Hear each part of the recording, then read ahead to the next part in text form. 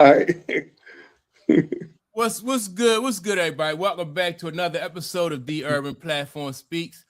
Make sure to like and subscribe to the channel as you tune in and check out the content. And with that being said, man, I got my guys in here. I got Clayton, Jim, and my guy Tunk in here, man.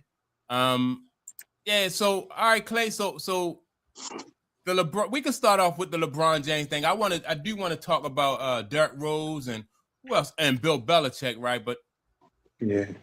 yeah, so LeBron James, yeah, when he made the statement that it's different, like the 82 games is different. That's true, it's different, because today's game, in my opinion, is not as physical as it was back in the 80s, But Hmm. what was your take on it though, Clayton? No, I was just saying, I just had two takeaways from it. Like one was that now I'm looking at him like I really don't I'm really convinced that he does care about the narrative that's out there. He said I heard Mhm. him in an interview one time saying he's not concerned with the narrative. And he don't care what people think about, certain things, his legacy and things of this nature. But I'm convinced that he does because he's constantly trying to convince people of something. He's trying to convince, that the fact that they're not playing 82 games is harder now than when it was in the 80s and 90s. And my Mhm. second takeaway is how does he even know how hard it was in the 80s and 90s when he wasn't playing? Yeah. He Right, has no idea, like right, none. right, right. So And that's a good. that's just like older guys trying to comment on how strenuous it is in today's game. They're not playing in it. To me, Well, sometimes you have to play. I'm just saying, yeah. sometimes you have to play in it to really have a good assessment I of it. can That's agree all. with that, but that's just like a father, like say for instance, a father is telling his son, giving his son life lessons, right? And you Mhm, giving your son life lessons based on your experiences in life, right? mhm. So that, I think with looking at it from that point of view, of the son can't tell the father, you don't understand because you was never a teenager, right? But the father been through that. He's been a teenager before. I think if LeBron James was a real student of the game, no, I wouldn't need like number one, he would stay away from like trying to compare the two eras if he Mhm. was a student of the game, because then that make him look a certain Yeah. kind of way. It's like he trying to push a narrative, like you said. So yeah, man, I just don't, and I don't agree with He LeBron was saying. speaking about the pace of the game and how fast it is and things of this nature. Yeah, So I understand your point about we all were teenagers once and we went through certain things, but we can all agree that the climate now today is hmm much different on these teenagers than it was when we were teenagers, yeah. But so let me say this though, Mhm. like some things in life don't change though. Like right, all that is all that has always been, right?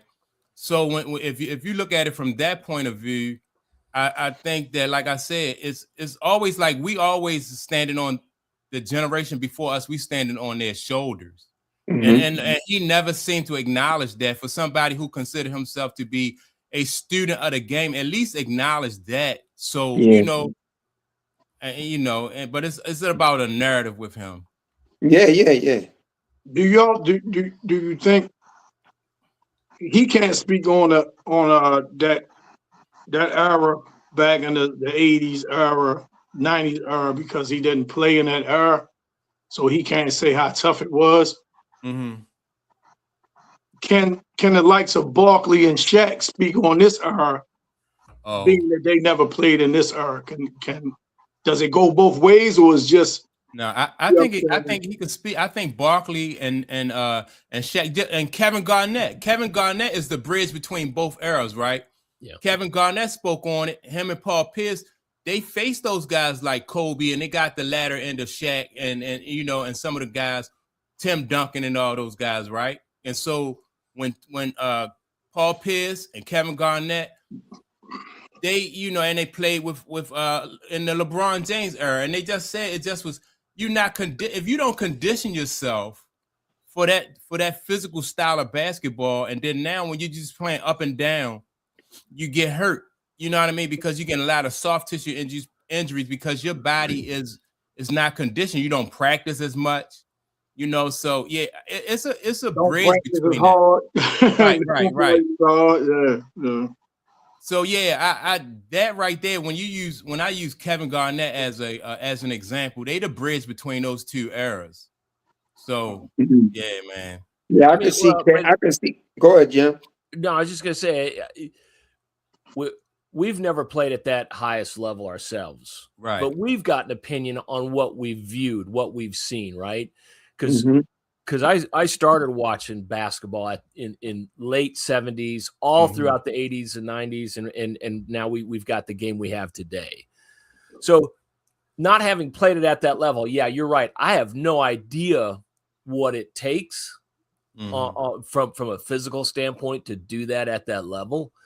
But we can see what we've observed, the physicality differences, right? Mhm. And they, I mean, shoot, those 80s games, the late 80s games, I mean, that's downright hockey games with hip Yeah. checks and body blocks, and I mean, just full on, very physical games. And the game we see today is absolutely up and down, a lot of fast pace, a lot of motion. So the game's physically demanding no matter what era you play. Yes. Yes. It's physically demanding. Yes. And I would never try to compare it to say, hey, one is harder than the other on the body, because it's harder differently on the body. Yep. They Yeah. both had their challenges. They Well- both had their challenges. And you can say that almost across sport. You Right, Yeah. I was going to say, Michael Irvin said the same thing about football, right? Yeah. Yeah. And I did I don't know if y'all saw it, but I did a video last week comparing Lester Hayes to Deion Sanders, right? And you know, some young people who never had the opportunity to see Lester Hayes thought that I was out my mind when I said that Lester Hayes, in my opinion, was just as good as Deion Sanders, right? And you know, if like in some statistics it was close, but when you look at Lester Hayes on the field, man, and you see how Lester Hayes, how physical he was, how he was manhandled. Remember when? Go ahead, Tim. No, I was just going to say, remember when ESPN would do all those huge hits before the era of CTE, and they had to stop because they were getting a lot of complaints about, no, this is too violent to show on TV. That's the kind of era that Lester played in. Yeah, and Lester would stick you. Now, I mean, and he had that stick of stuff on him, man. It just was funny with Lester Hayes. He'd come up to the line of scrimmage to use your hands so you can get away from him, but he had that stickum all over him. Yeah. And so now that impeded your progress because your hand stuck to his jersey. Or if y'all downfield and the quarterback throw you the ball, y'all hand fighting, you can't touch Lester Hayes because then you're not gonna be able to break away and get your hands up in time enough to catch. So it was you know, Lester Hayes, man, he had some stuff with him. He was a fun guy to watch, man. So yeah, but yeah, man, I just think that the history of the game, it's different, but I don't think today is harder. I don't think it's harder at all. I think it's easier. Life overall is easier. You know what I mean? People got you said people have to wash their clothes in a bucket. Now you got, you know what I mean, you got wash machines. You got you know, modern technology. So life, every generation get easier. So why can't it be the same way for sports? You know, and so he have to acknowledge that and just be. The whole thing is though is just being the best athlete you can be in your time and in your environment, right? And I would just substitute that word easier for convenient. I would just say it's more convenient now. You know what I'm saying? With the type of things we have now than before. Just going by, you know, the our cell phones we using now to do this podcast. You know what I'm saying? Things that got more convenient. You know what I mean? Technology has come, you know what I mean, a long way, leaps and bounds. And you're right though, Mike. The only thing you could do is be the best during your era. That's why it's so hard to compare eras, man. It really is. Man. It's so hard to compare eras. Yeah, and that's why I like the fact that, like Mike said, he never had the opportunity to play against Jerry West or Oscar Robertson. So, you know, he can't say he the best, you know, but he never really faced those guys. Right. And so that's why sometimes I just make it a point to watch those old films of Jerry West and Elgin Baylor and them, because believe it or not, Kobe Bryant studied those guys. You know what I mean? He had a father who played professional basketball, Jelly Bean Bryant. And so, and then on top of that, he studied those guys, the old school guys, like their footwork. If you look at Elgin Baylor footwork, it just looked like what somebody. I'm like, what the hell? It looked like what the guys. Them dudes were crazy back then, man. You know, like, just because we don't have the luxury of going back and seeing them in their heyday and see, you know, how much of a problem Big O was, how much of a problem Jerry West was, how much of a problem Elgin Baylor and all the greats, man. Doc in his heyday, his ABA days. You know what I'm saying? It's like, man, you can't say, you know what I'm saying? Oh man, he not top 10, or he couldn't do that in this era, or he couldn't do that. If you bring them forward and they have the benefit of the modern, you know what I'm saying, training regimen and the benefit of all the other things that these athletes have today, man, you can't. There's no comparison, man. Yeah, I mean, because people evolve and they elevate to whatever that, like, whatever you need to do to be successful in this era, then they would do that. You know what I mean? Just like the players of today. So I don't say that LeBron wouldn't have been he'd have been, hell yeah, he'd have been very successful in the 80s. You know what I mean? Because he would have adapted to that. Just like I think Jerry West. Right. And I mean, if you take Jerry West out of his era and put him in, like, I didn't know until I was watching those. Jerry West was a hell of an athlete, and he was only 6'2". I thought Jerry West, because of the way Jerry West played, I thought Jerry West was taller than that, but Jerry West was only 6'2". Right. You know, and they had the year, I want to say the year was 60. I want to say the year was 68. Whatever that year was when Big O averaged that triple-double. And Bill Russell won the MVP that year. But that's the year Wilt averaged 50 and 27. That's the same year Big O averaged a triple-double. And then Jerry West averaged like 31 and Elgin averaged like 38. The same year, the teammates on the same team, they averaging damn near 70 points, man. I'm like, man, they was going crazy. Man, it was nuts, man. They was going crazy out there. Yeah, it was nuts, man. Yeah, so, like, and it's just so much history as far as like basketball, like in the evolution of basketball. You know, I just think that LeBron James, he just, and to Jim's point, when you watch, and I watched basketball from the late 70s, that's when I started watching. And so you have a frame of reference. You know what I mean? So you know what physical basketball is. As a fan, like you said, I never played at that level, but as a fan, you know what physical basketball is. You know what passion and dedication is. Like the difference between a player who leaving it all out there on the court, a player who leaving it all out there on the field. Like it's a difference between like Tom Brady and a lot of other quarterbacks, because this dude just was passionate like that. So, man, shoot, man. But I like Joe Montana and Tom Brady. They just two different eras. You know what I mean? And then you know what? It's almost like basketball. I know we're going to pivot, but basketball seems to be the only sport where you can't like two different players from two different generations. I never hear people say, man, oh man, I don't like Derrick Henry because I'm a Barry Sanders fan. I never hear people say, man, I don't like Megatron because, you know what I mean, I was a Jerry Rice fan. You know, but in basketball, it's like, oh man, I don't like LeBron because I'm a Mike fan. You know what I'm saying? I don't like this because I'm a Bird fan. Or I don't like Joker because I was a Magic fan. You know, it's like you can't like two players from two different eras in that sport. But in baseball, you don't hear people saying, man, I don't like Ken Griffey because I was a Willie Mays fan. You know what I'm saying? You don't, you don't hear that much, you know, in other sports. It's just basketball. Hey, Tom, but when it comes down to talking about being the greatest, doesn't that come into play then? I don't necessarily think so. I think you can have appreciation and a respect for both players in the era that they played in and excelled in. I try to stay out of that greatest, like we just saying, comparing earth. So I try to stay out of that greatest ever.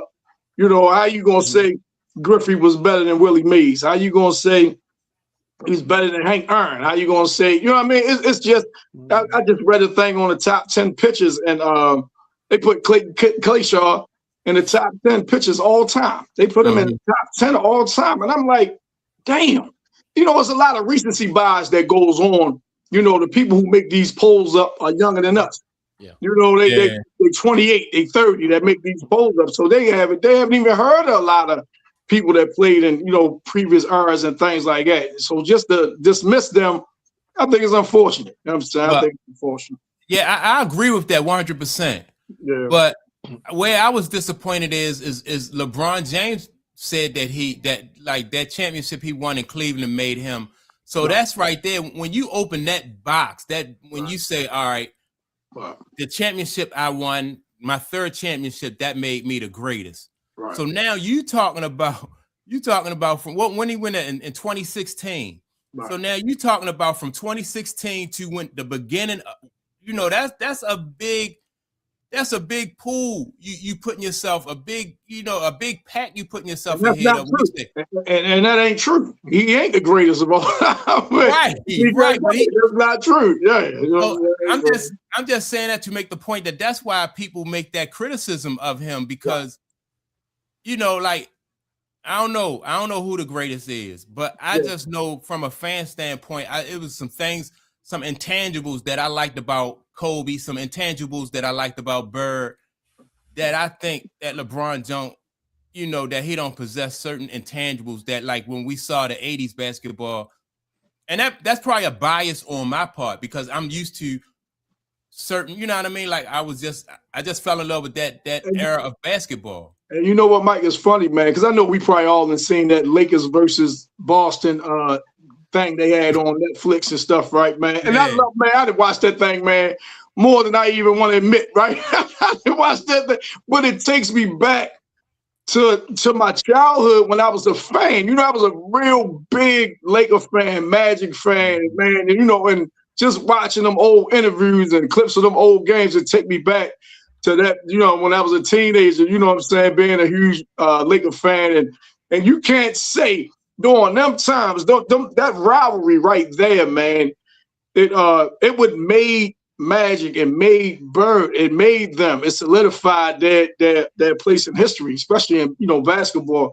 Mm-hmm. And man, it was intense, man. And them guys only cared about winning. And I think that's what, and the money plays a huge part in it. Social media plays a part in it. But I think that's what's kind of lost or doesn't exist as much. You don't have players that live and die with winning and losing like it did. And that kind of like soured me on the game a little bit. Yeah. Even though you had players back you have always had players who like basketball, but don't really love it the way, you know what I mean? But those players, like their effort on the court just separates them. You know what I mean? You can tell somebody who liked the game as opposed to somebody who loved it. You know what I mean? So, and that's who fans gravitate towards, those guys who love basketball. And when it comes or whatever the sport is, they just love that sport. Yeah. So let me pivot, Mike. So we still on basketball. Let me pivot you to Derrick Rose jersey retirement, right? Yeah. And like I said before we came on, I was listening to Rob Parker, and he was saying that Derrick Rose didn't deserve his jersey retired. And he was saying, I agree with this part. If Derrick Rose wasn't from Chicago, he probably wouldn't have got his jersey retired. But he means a lot to that city. He means a lot to that city, man. And I think that played a part. I think that played a part in getting his jersey retired. He was basically saying he hadn't won anything, but I know he was he's still the youngest MVP ever. 22. Yeah, he's still the youngest MVP ever. And he made All-NBA. I think he made All-NBA 2 or 3 times. Multiple time All-Star, things like that. And his career was short. You know, when everybody come up, man, if he wouldn't have got injured, who would have been, you know, his name always one of the first ones to come up. You know, had he not suffered, you know what I mean, the career altering injuries, you know what I'm saying? His name is always the first to come up. Sometimes Finney and Grant and all them, you know what I'm saying? And So what y'all think about that? You think I would push back on he didn't win anything because that Memphis team they were one shot away from winning that NCAA championship team game. And I'm very familiar with that game because we were locked in on KU, and that overtime when Super Mario hit that 3 to win it, that was that was insane. But I mean, he single-handedly, in my opinion, took that Memphis team to the finals. What you think, Clayton, about like? Well, the length of his career don't matter to me. It depends on impact. It depends on the impact. You know, Barry Sanders had a short career. He had great impact. And as far as Derrick Rose getting his jersey retired, you know, yeah, if he wasn't a homegrown Chicago guy, probably would affect it, you know. But I do think he had a tremendous impact on that organization, especially when you're talking about coming off the heels of MJ. And that was a lot to live up to. And for a period of time, Derrick Rose took everybody's mind off that. They were no longer mourning the loss of MJ. And Derrick Rose created so much excitement for the Chicago Bulls franchise. So, you know, me personally, I'm okay with it either way. I thought the kid's career was tremendous, and I feel bad how many injuries he suffered because when he stepped on the scene, I loved watching him play. I really did. Too. So only thing I had a problem with is Draymond Green, and I don't know if y'all agree. Did y'all hear the statement? Draymond Green said that Derrick Rose is more important, or he did more for Chicago than Michael Jordan, right? Which I was like, I don't think so. And because if you ask a Chicago fan, if y'all like, all right, erase those 6 championships and give me what Derrick Rose did in his brief career. You know what I mean? Like, is that more than what Michael Jordan did for Chicago? You know, and Chicago, in my opinion, had a lot of really good basketball players, you know, like Isaiah Thomas from Chicago. Ain't Patrick Beverly from? I think Patrick Beverly from there. Is Mark Aguirre also? Him and Mark Aguirre just got his jersey retired. So a lot of ballers came from there, and for Derrick Rose to stand out amongst those guys, that's heavy for real. So, what's up, Clay? It's two different impacts you can have. Like I totally don't agree with that. He did more for Chicago than Michael Jordan, but. You can look at it from a corporate side, and you can look at it from a people side, and the urban side, and the street side. So if he's speaking on terms of that, inspiring kids and stuff, Derrick Rose is more relatable to the youth in the city, hooping, the blacktop kids and stuff like that.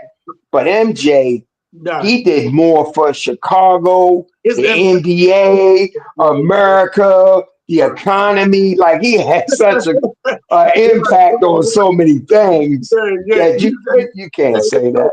You're 100% on it. You're 100% thinking the same thing. I was thinking, you know what I mean? By Derrick growing up in Chicago, he's one of us. You know what I'm saying? He one of us that played for our team, played for the home team, you know what I mean? Won an MVP, things like that. Yeah. So, but if you're talking about big scale, it's no comparison. No comparison at all. So you're 100% right on that. Yeah, I agree. I agree. And I can't speak for Draymond, but sometimes it's okay to really break down what you're saying and specify so your things don't get taken out of content. But just to have that take as a blanket statement, that sounds ridiculous, you know. But it's not in a sense if you really look at it. So, but if you from Chicago, they probably got what he was saying, though. You know what I mean? Yeah, they probably got it. They probably got it. Yeah. They probably got what he was saying. Yeah, he was from Chicago. But what y'all feel about, man? The Mavericks just retired Mark Aguirre jersey. Man, I thought it was a long time coming, man. I think it was a long time. Yeah, man. I remember watching Mark Aguirre, man, when he was at DePaul, man. That's just too much basketball. And then to see this guy, I watched him in his prime as an athlete, not just in his prime, but going into his prime as, like I said, as a college student. And then when he played with the Dallas Mavericks, then he went over to Detroit and they won those championships. Yes. Man, that's a lot of basketball, man. He one of the ones that has it not been for the Lakers at the time, he might have had a little bit more success. You understand? The Lakers, they was a roadblock for a lot of good teams over there in the West, man. You know what I mean? They just didn't get past Magic and Kareem, man. So and it was no shame losing to the Lakers at that time. It was no shame losing to them, man. But that Dallas team, man, I used to always like watching them.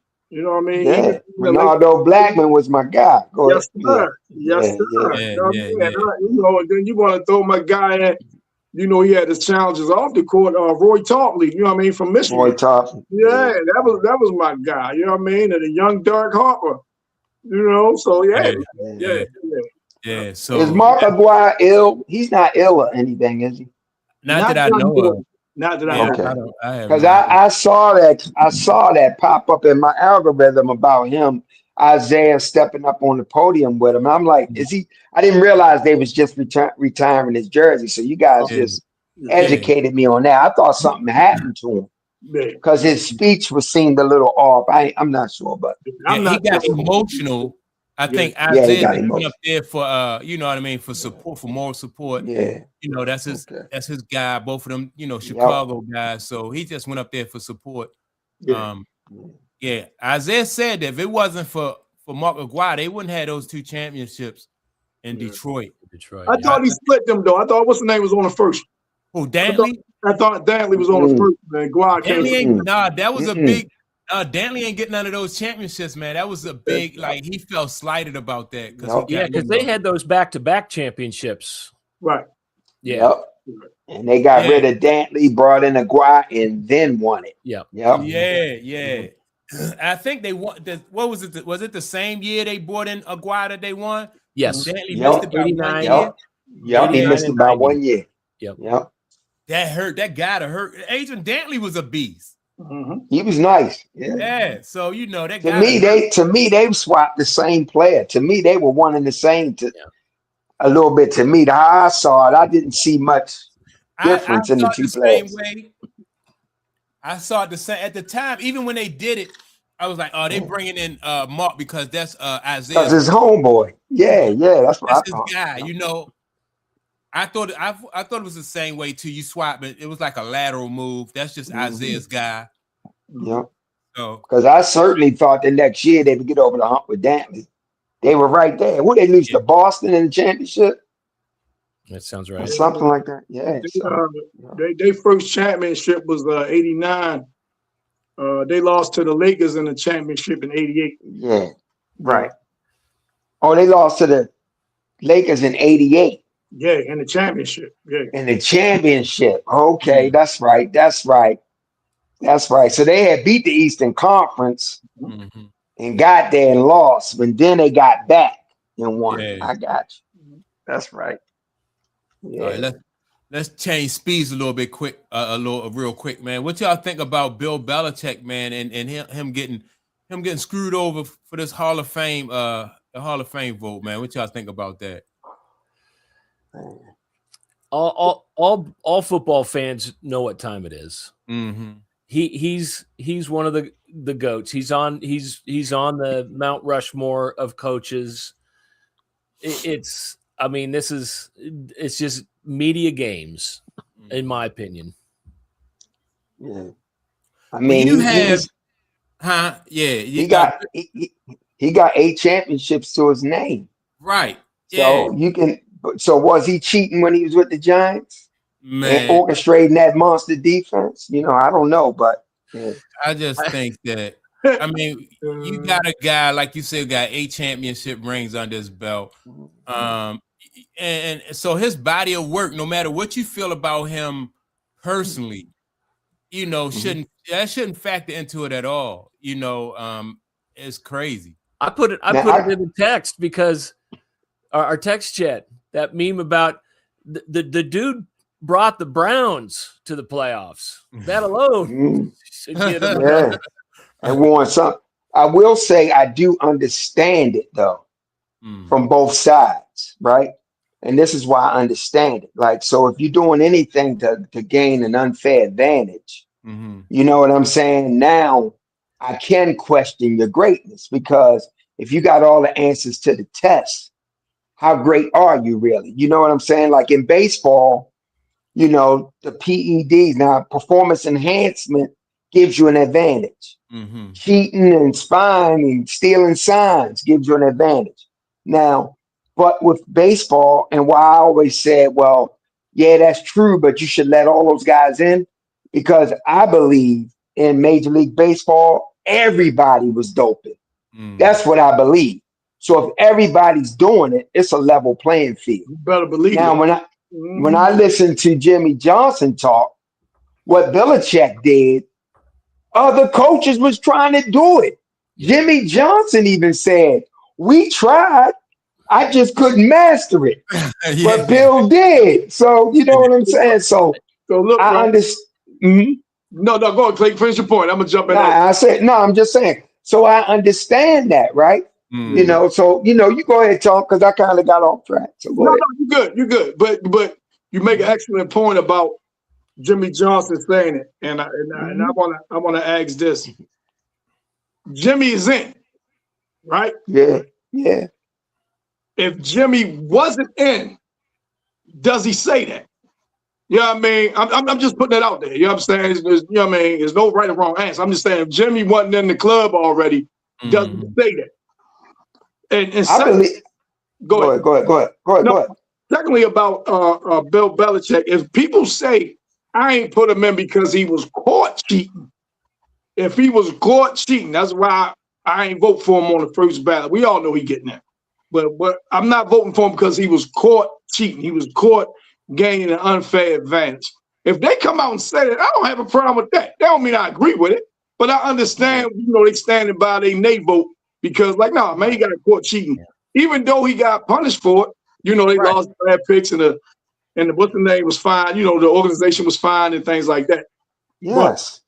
But him not going in on first ballot, they're not saying it's because of the cheating, but I think that's why. You know what I mean?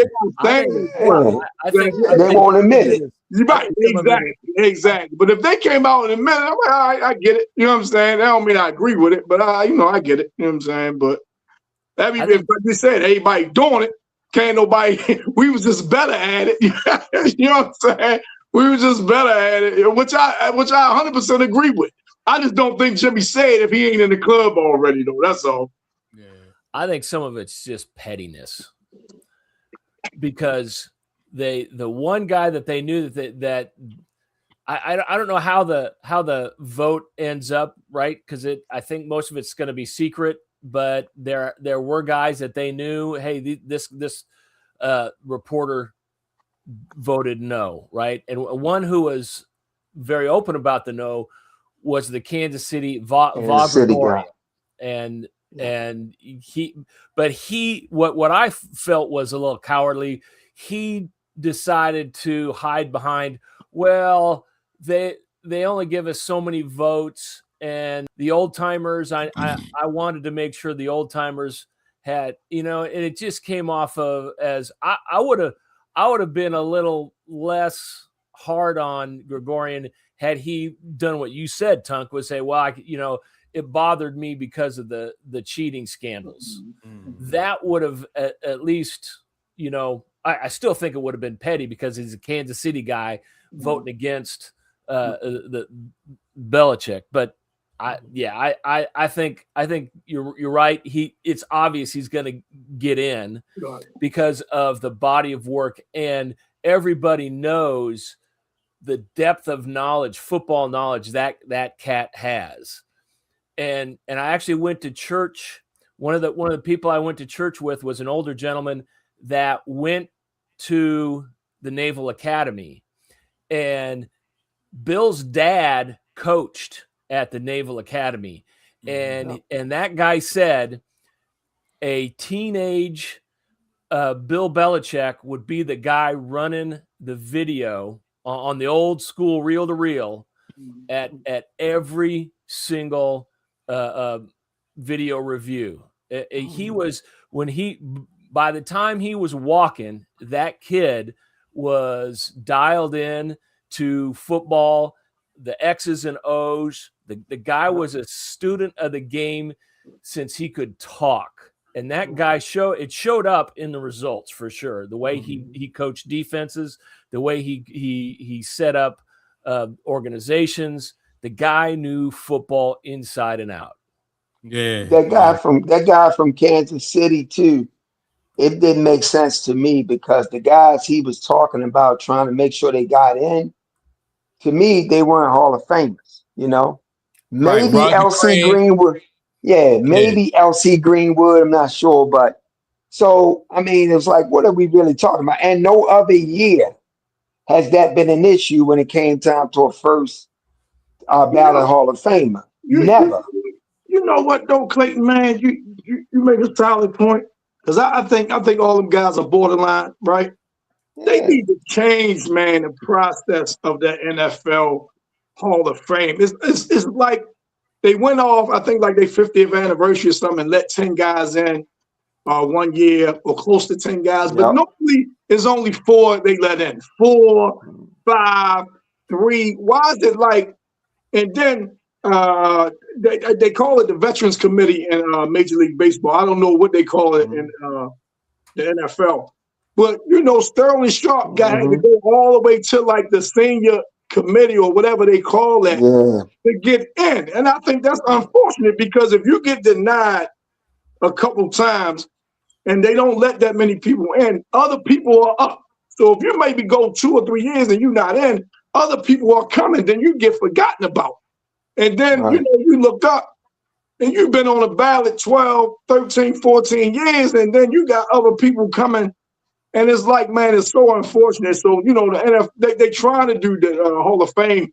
They trying to do a little damage control on how they do. They trying to take people credentials and things like that, right? And they trying to, you know, kind of revamp the whole voting process. I think they just need to open it up and let more people in, you know what I mean, per year. They, you know, they're trying to make it an exclusive thing, like, you know, everybody just don't get in. But sometimes, man, you got, because Torrey Holt still isn't in, and that still has me scratching my head. You know what I'm saying? So, you know, man, but that's a good point about how people are voting, you know, and not making their vote public. Now, I don't really particularly agree with Rob Parker on stuff, but he reminded me of something that, you know, this week talking about Tom Brady not getting in either. He was saying that they both were cheating, right? And we forget that deflate gate really falls on Tom. Yeah. Tom had that ball boy phone number in his phone. He sent hundreds of texts to that ball boy. Then he broke the phone. Remember? Then he broke the phone. Remember? Yeah, he did. He broke the phone. He got rid of the phone. Yep. He didn't cooperate if it was nothing there. And he called that ball boy. His nickname was the Deflator. Okay. So you know what I'm saying? So it's gonna be. I know it's gonna be interesting. Did he get it? And then I know we all crown him the GOAT and stuff like that. Right. But then when you got the answers to the test, that's right. You know, because your coach out there filming stuff. I remember the Rams. They said in that first Super Bowl when they lost to New England was 2-3 steps ahead of everything they was doing. Yeah. So now, you know, you got to start calling some of this stuff into question. Yeah. On how great is he really? You understand what I mean? With all the titles. Now, granted, he's a great quarterback, great mind, great competitor. He played great football. But now, do you question some of that? You know what I'm saying? Because beat the Rams, man. Nobody had them beating that Rams team, man. You know that was nobody. That was the first one. Nobody had them beating the Rams. Nobody. Yeah. So let me ask y'all this. And then you deflating the football, and that year they deflated the football and got caught in that. They had one fumble the whole year. Damn, I didn't know that. Yes. Yo, that's worse than what Lester Hayes. You know what I mean? That's worse than rubbing a stickum on your uniform if you Lester Hayes. So look, let me ask you. But the stickum wasn't banned yet. Right. So he was just doing what he could do. But go ahead. But let me ask y'all this then. So if they penalizing him now for like some of the cheating that they believe that he did, then So the cheating that he did, that like the penalties that he received for the cheating, wasn't enough then? Right. It's like double jeopardy. See, Like, yes, Yeah. that should have been right. It's not their job. And Dominic Foxworth said that, and I thought it was right on point. That makes It's sense. not their job to penalize him. Yeah. That was the Yeah. NFL's job, and they did it. But see, that's what they get into. Like these people that's voting, that's doing these voting, like they above reproach. Listen, they're human, so they're going to hold grudges. They're not going to like certain people. You know what I mean? Belichick, you know how he was in his first job. We on to Cincinnati. Certain questions, you know, he was a horrible interviewer. You know what I'm saying? Nobody wanted to ask him any questions because he was real put off, real standoffish, and things like that. A lot of people hold on to that. So you got some of them people who vote for the Hall of Fame. So they like, okay, it's my turn now. Now this is my get back. You know what I'm saying? This is my get back. I'm gonna make a prediction, fellas. In the years to come, I believe the NFL is going to use AI to start determining these things like MVP, the Hall of Fame. They're going to upload a lot of data. It's going to be all based on data, statistics, and all this. You watch AI take over the process. Well, Now, let me say this. we talking about analytics. You talking about analytics? No, I'm talking about AI. Yeah. Artificial intelligence? Yes, How though, Clayton? How would that be? How would that be? because they have access. AI has access to so much data, and they scan the data so fast. It's done so quickly. They process things, and all you have to do is set AI up to determine certain things based on a certain input you get. Yep. And then based on that standard, AI is going to be taking every candidate and determining whether they qualify for the hall or not. What about the old standard then? Yeah, Huh? numbers game is gonna be like just like a numbers not game. just the numbers game, but like they were Not just saying, like, numbers. not just the numbers game, but can you Right. tell the story of football without including Bill Belichick? You know what I mean? So like if somebody asks you about football, the history of football, can you tell that history without using Bill Belichick and Tom Brady? So that is right. That's the current standard. Right. But no, that's not the current standard. That's just the narrative that people say. Right. Can you tell the story of the NFL without these two? But the standard has bylaws. They have a certain protocol that the voters must follow to determine a Hall of Famer. They can put that into AI and that way, because right now there's so much controversy surrounding it. So now they take the human element out of it, the bias out of it. And they just say, this is the parameter to determine a Hall of Famer. Put that data in, and AI will determine who's going and who's not. And it's I not think AI would have him in then. I think so. I think AI would have Bill Belichick. Absolutely. Yeah, I'm not saying for this one. I'm just saying because of everything that's happening, I'm just predicting that that's the direction it's going to go in. And AI, because this is actually what I do for a living. AI will not just look at pure statistics. That data, all that information that Clayton's talking about, is every article that's ever been written on the subject. Right? It's called the large language model, and it will be able to suck all that in and analyze all of it and augment that with statistical analysis. But it's more than just running the stats numbers. It's the analysis and everything that was ever written about it and everything that was ever said and transcribed about it. It uses all of that, and it knows how to, with natural language processing, actually create a standard that you could say, yes, this person checks all the boxes of what we consider as someone who should go. I know. Tell real quick before you. I think that's kind of scary because, like, if you got a court case, if you got a court case and they take the jury out, you know what I mean. Especially for a legal court case or criminal court case, they take the jury out and they go on AI, and AI Will is never just reading happen. through everything, all your history and your transgressions and all that stuff, man. Yeah. That'd be crazy, man. Yeah, Will they never, won't it'll take. never element. happen. It'll never Yeah, happen. they won't take jury. They won't take humans off juries. They won't do that. You don't They think are. Nah. And so? no. No, They've no. and I don't want to get You off of can't. AI because I could talk about this for days. Mhm. But in the legal profession, artificial intelligence has been sidelined. They don't even let lawyers let AI write their briefs and their arguments. Wow. And when they Okay. find out that Right. they have, they get punished pretty harshly. Oh, okay. Yeah. So That's so good. That's good. yeah, AI, the legal profession is very much No. said, hey, you can't use AI. One of the Can you main tell me things why they don't, though? What's that? Can you tell because me why AI, they don't? because some of that you need lived experience. Like AI has, they're void of sentience and things of this nature, certain reasoning and stuff like that. Like everything with AI is just pure data, logic, and it's just like that. But with And it's humans, fallible. And it's yeah, fallible. yeah, It it is has valid. Yeah, yeah, it has a margin of error yes, that could that could really, and in the law, you as lawyers, you strive for getting everything, all the details right. And if you get yes. some of those details wrong, you're talking about people's lives.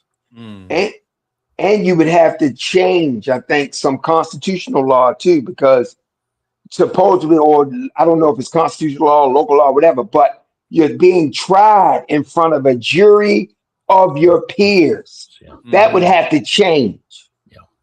Yeah. Yeah. I'd be a hell of a lawyer if they let us use AI. I chat Okay. GPT. I don't Okay. know. I'd be the next Johnny Cochran. I'm here to tell you, AI is not intelligent. There is no No. intelligence to it. Yeah. It's not. And it is infallible.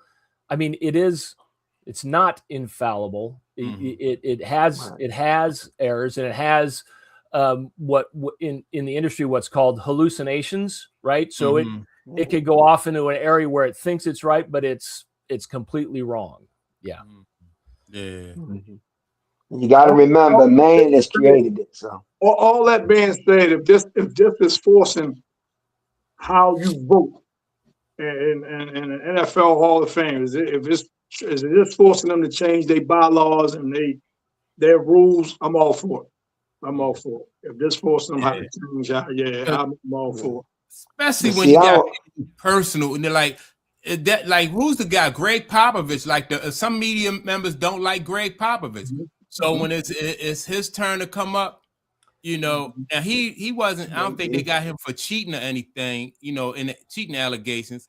But when it comes to that, what is it they call it, the load management? He the forefather of that load management. Definitely. Yeah. So people might hold that against him. So I don't know. they might, but they won't. Yeah, they probably not. They can't. I mean, we all. It's back to the same. It's back to the same argument. If you're a fan, you see the results. You see what he's done. Right. Most overall wins in the entire league. I mean, I think Pop in already, but Jim, I push back. You saying they can't? They just did it to Belichick though. Yeah. So they no. can't. I just mean, right? They can. Yeah. Right. They did it to Belichick, but all I'm saying is we all still acknowledge as true fans that Bill is a Mount Rushmore guy. Yeah. But and Tom, remember the NBA is the easiest Hall of Fame to get into. I agree. So but you're right, they can if they really want to. I agree. To Jim's point, let me ask y'all this. To Jim's point, right now, like when Jim says that, like everybody who knows football know that like Bill Belichick should have been a number one, like first ballot Hall of Famer, right? But that just proves to me like mainstream media and the powers that be really don't care what the fans think, like, or what the fans even know about sports. because not just when it comes to Bill Belichick, you just see them pushing narratives that we know as sports fans, we know that this is not true. And I don't care how big your platform is, you can have 1 million subscribers and get 1 million likes. They're going to write history the way they want to write it. You know what I mean? And so we could come on these podcasts, everybody can speak their truth to power. But what is going to stick in what is going to stick in the algorithm though is what they want to stick in the algorithm. Yeah. Yeah. You're right. That's absolutely right. It's been the case. Now people are waking up to it, but that's always been the case. Yeah.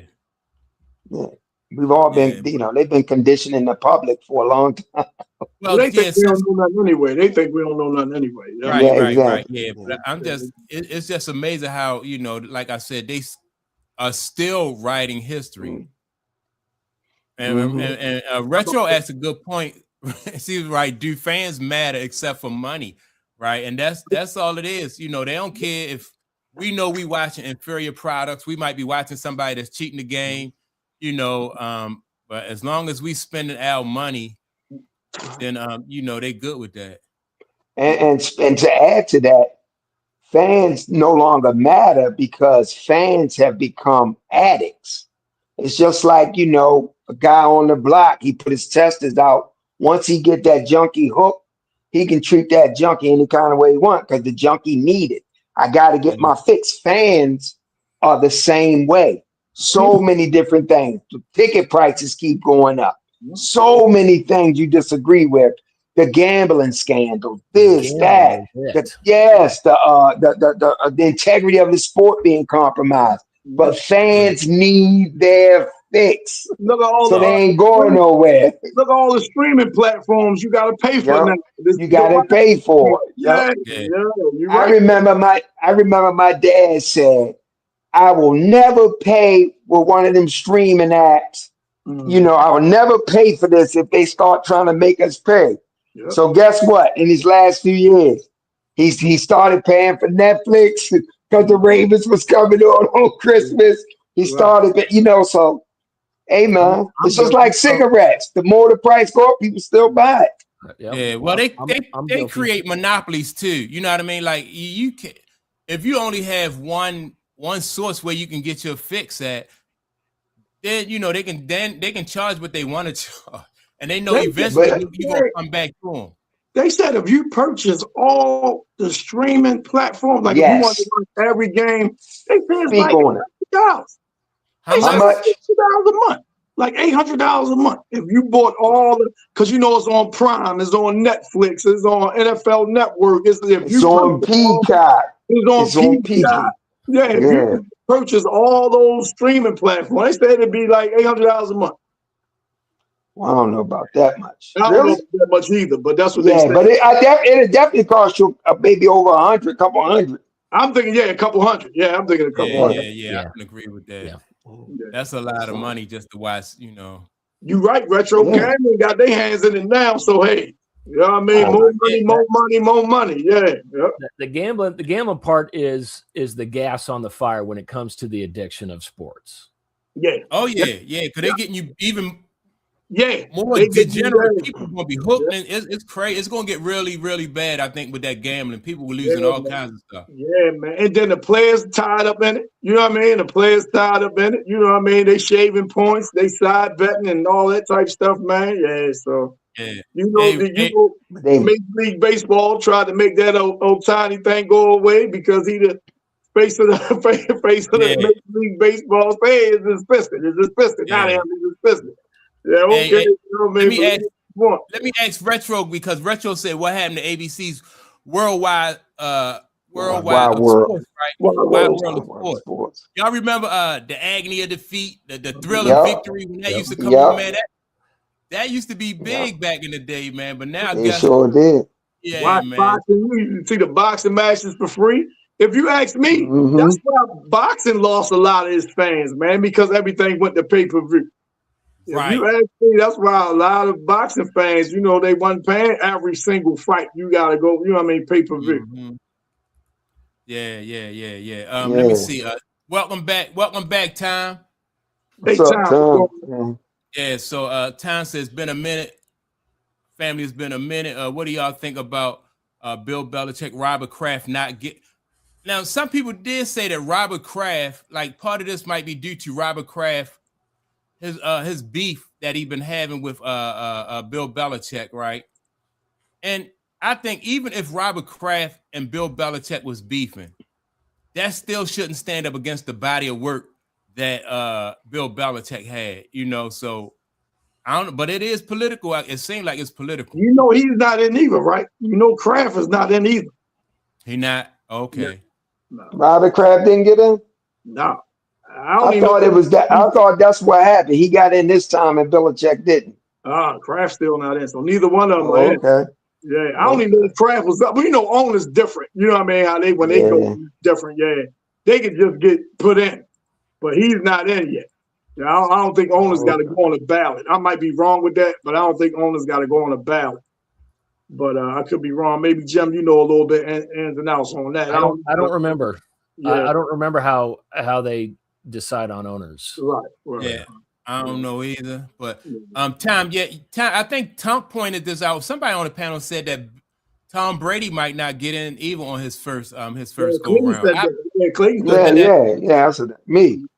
Oh, okay. I said Brad Parker mentioned that, and he make a good point though. But man, they saying Robert Kraft is a finalist for the class of 2026. But he's not in yet. So, but this is the right. class though that Belichick ain't go in. This is the class. So the Belichick ain't go in. So who did go in? Yeah. Okay. Yeah. You're right. I don't know. Right. Me either. I don't know. Yeah, man. It's a shame that it's political though. And I'm not even a Belichick fan, but I just think that that's crazy. But let's talk about those games. Man, I thought some games was coming on yesterday. I don't know why I was looking forward to some games coming on yesterday. But let's see. We got games? Football. I thought some football games was coming on. Oh.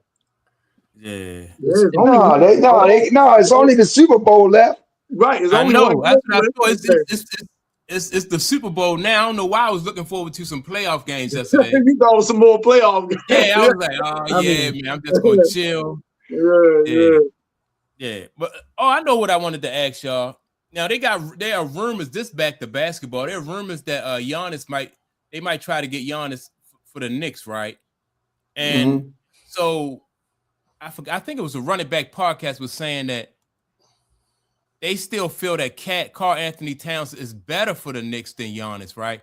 And I was like, I don't think so. I think Giannis will be he'll make them a better team. They still will have to work on the chemistry as far as Brunson and Giannis learning how to play off of each other. But I think Giannis still will make them a better because of his number one, he got that championship pedigree, he got that chip under his belt, and he played really good defense, and he's a consistent ball player. I think that consistency is the biggest part. And when they traded him out, when they let him go out of Minnesota, that was the justification. I mean, there was a lot of people saying, "What are we doing?" Right? But the justification was one of the justifications was he just didn't. He wasn't as consistent. He wasn't the guy that was gonna be there every night. Yeah, they saying some friction up there. They saying some friction up there with Karl Anthony Towns and Mike Brown. Yeah. I don't know why. I don't know if they just put that out there because they might move them. You know what I'm saying? I don't know. But they put a lot of stuff out. There was something going on because I think Cat wanted to stay. Right. But something and the money was the biggest part of it, at least in the media.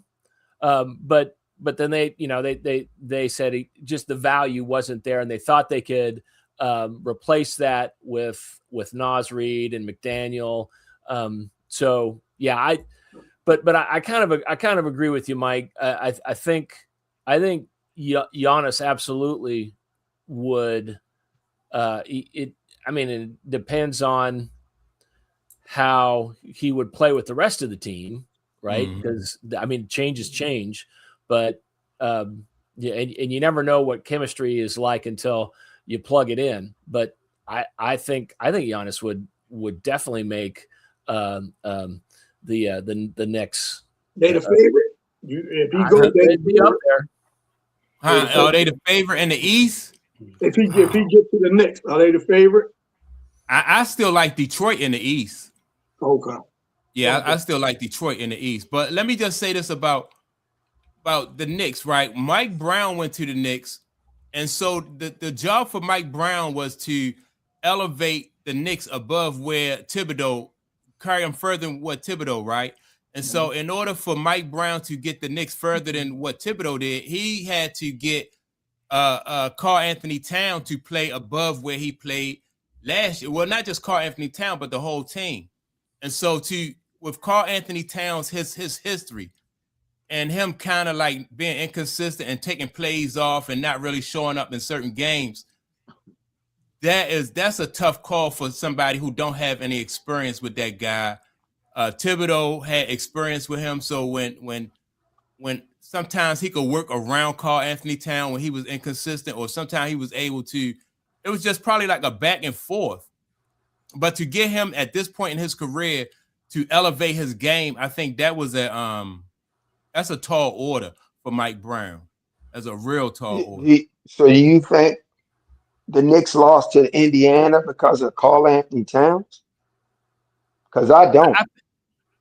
I'm just saying that, like, as a team, when you elevate certain times in his performance, like, even though he might look like he's doing well, sometimes you still need for him, if he's the face of your organization or one of the faces of the organization, you need him to step up. And so if you think you're successful at this level, that was good, but now we need you to do more. You saw what happened to us last year. You saw how we lost to Indiana last year. So if you give us that same performance that you did last year, even though, it was pretty good, we're going to get the same result.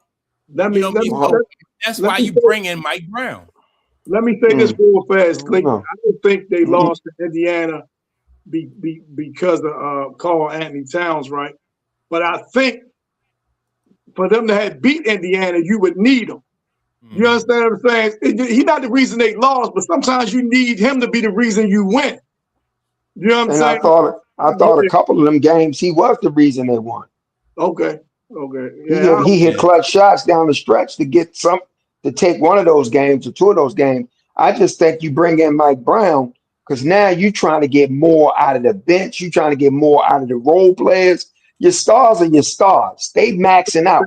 So at some, I say Thibodeau ain't played the bench at all, man. Exactly. He didn't play. He didn't go deep.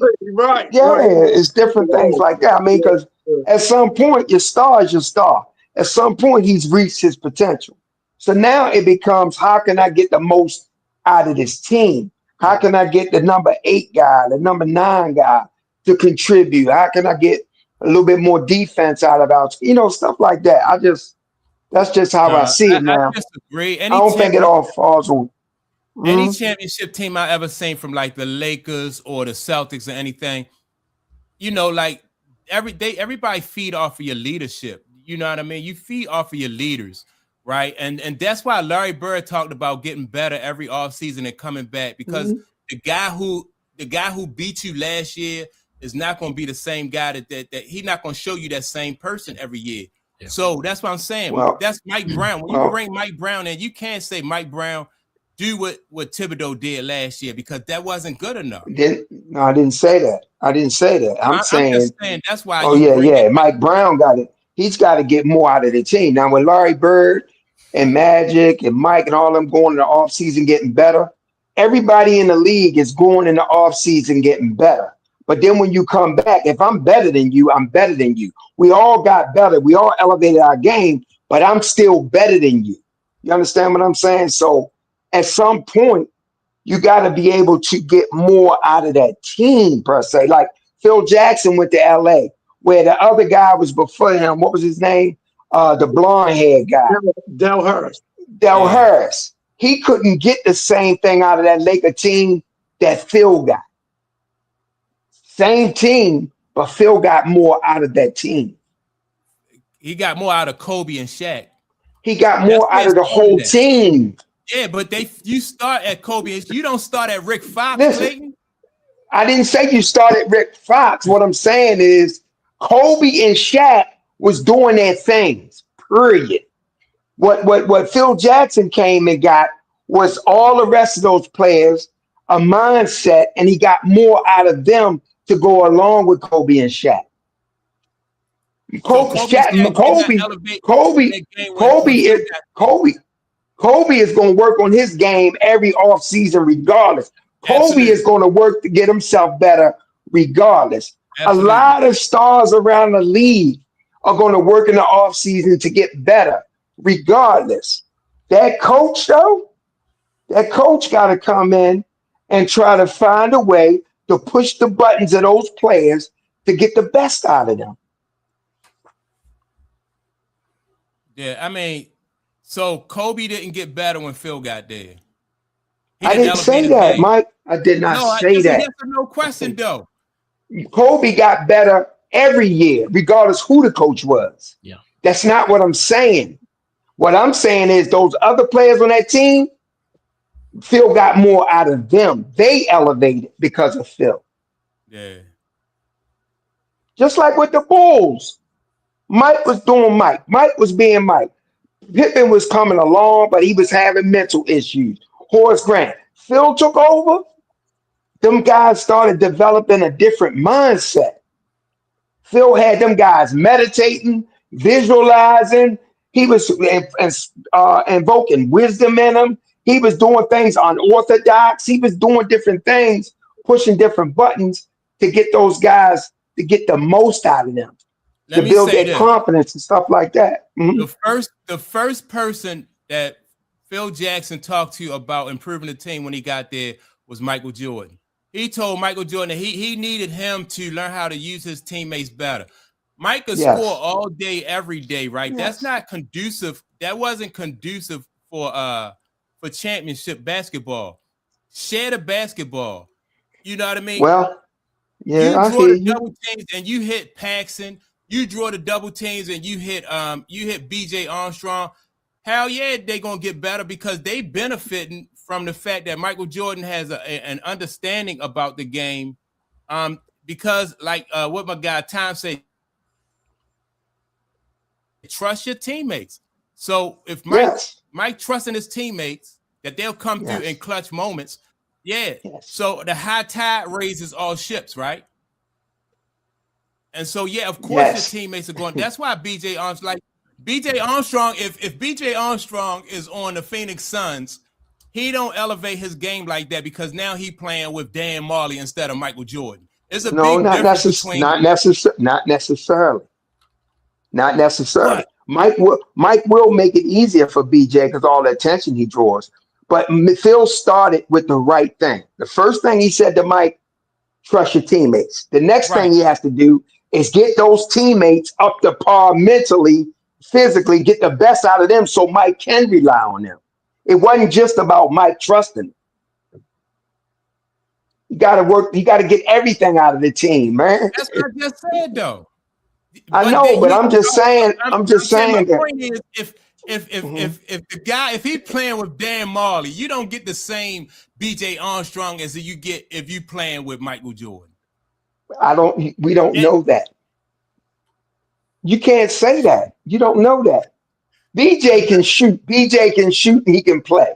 All BJ is a professional basketball player. Absolutely. So let's say he's on that team. Who was with Dan Marley? Wasn't it Danny Ainge and Barkley and all those guys? Barkley, All right. So what if Barkley's out there drawing the double team and stuff, passing out of it, giving BJ open shots? BJ not knocking them shots down? I don't know. Maybe he is, maybe not. I'm just saying. You know I love Michael. Michael. That's what I'm saying. You know that, but Barkley as an example, though. Use Charles Barkley as an example. Charles Barkley is he's the high tide. He is what BJ Armstrong is going to benefit from his superstar. He's going to benefit from his superstar drawing double teams and learning how to trust is all right. Let me see what my man Tom said. Urban, that's not true. Let me see. Armstrong already knows how to win because he was playing with Michael Jordan. So that means that BJ Armstrong, well, yeah, but has I mean, to be he played with Michael headstrong. Jordan. Yes. Yeah, but that wasn't my point, though. I'm just saying that you benefit from playing from superstars as a bench player. Yeah, I mean, it's no doubt about that. You do benefit. We're not talking about them not benefiting. What I'm saying is the benefit becomes you can get your space, you can get your looks easier because they're garnering so much attention. You know what I'm saying? It's just like this girl, Caitlin Clark. This narrative is she's making everybody better. No, she's not. She's making everything easier for those girls because we've seen times where they get wide open shots and can't make them. Yeah. You got to have the mental fortitude to be able to come through when you have the opportunity. Yeah. So to say, and even Magic, making people better, and all, I just disagree with that narrative. You're making it easier. Now, these guys have to have that mental fortitude to do it. And I just think Phil Jackson was a master at that. Yeah. I think it's, and to your point, Clayton, it can be a combination of things, and not just the superstar on the floor, but going back to the Phil Jackson. Phil Jackson is the winningest coach in Chicago, and he went to the Lakers. He's the winningest coach there is something about a coach that can enhance, multiply the skills on Lenny Wilkins, winningest coach for the Hawks, winningest coach, has the most wins as a Cleveland Cavalier coach. He has the most wins as a Seattle Supersonics head coach. Certain guys have that ability to take what's on the floor and make them even better. And then you magnify that with a guy like Kobe and Shaq. I mean, that's gas on the fire. Yeah, and it's you can do other things too. Like a coach can set a culture. He can set certain workout regimens that can build stamina, can build endurance. Like I remember Bob Wade. Bob Wade would have those guys in practice carrying bricks, and stuff like that. This is building up your physical endurance, stuff like that. And it's also building up your mental toughness. So it's things a coach can do to push those buttons and bring out that mental toughness. But, just to say that it starts with the superstars and their only job is to go in and get more out of the superstars. I just think it's bigger than that. Yeah. Let me see. What my man Tom say? Tom says that Tom said that Phil Jackson had those guys reading books. Yes, he did. Yes, he did. Books. It's all about, when you get on that level, it's all about the mind, man. Yeah. It's so much about the mind. Who was a defensive coach for the Ravens when they won the Super Bowl? He also encouraged those guys to read books. What was the guy named? Marvin Lewis. What you talking about, the first or the second? The first Super Bowl that they won. Marvin Lewis was the DC. What book did he? I bought that book too. He was talking about Who Stole My Cheese. Y'all ever read that book? Yeah. Who Stole My Cheese? Yeah. So he and speaking of that, Mike, I wanted to bring up a point, right? Because I think you felt like I watched that last week back, and I think you felt like we wasn't getting your point in terms of like coaches getting the benefit of the doubt. Coming out of Harbaugh and not others. But I wanted to say this about that, right? With Harbaugh, here again, he's not an X and O guy.